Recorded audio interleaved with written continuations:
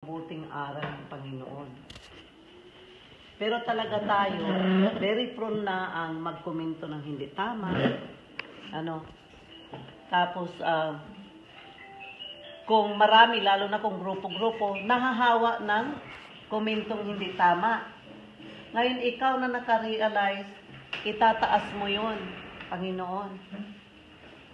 Turuan mo akong sumunod ng boses mo, ng sabihin mo, Father, forgive them, for they do not know what they're doing. Patawarin mo sila. Patawarin mo rin ako na nakarinig ako ng ganitong negatibo.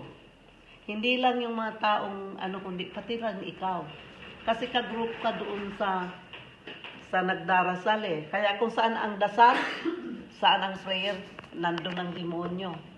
Kasi gusto kang agawin ng demonyo, pumunta sa dilim. Pero kung ang isip mo, salita at gawa, lagi nasa liwanag ni Kristo. Kailanman, umunos man bumagyo, hindi yun mamamatay, pagkat ilaw ni Kristo ang nasa atin.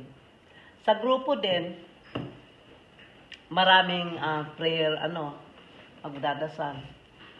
Hindi mawawala yung negative, hindi mawawala yun.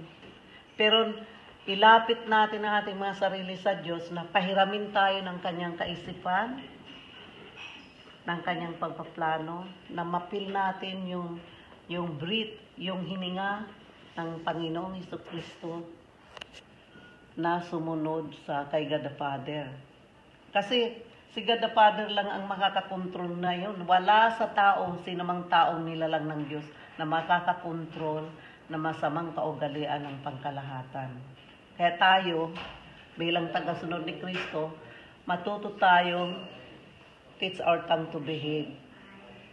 Teach our mind na maalis doon sa negative talks. Kasi ang mga tao, saan ang gagaling yung negative talks? Nauuna sa isip. Tapos ikakalat. Ano ng sidling yon? Sidling ng kadiliman. Kahit yung sidling na yon pumatak doon sa sa magandang soil, hindi yun tutubo sapagkat dilim ang dala mo. Kaya kung yung kabutihan, kasama mo ang ilaw ni Kristo. Iyon ang aral sa ating pagkalahatan. Maging anumang katayuan ng buhay mo, lagi nating yakapin ang ilaw ni Kristo. Kasi hindi ka pababayaan at laging ituturo sa iyo ang tamang daan. Wala na po. Thank you po, Santa. Salamat. Santa.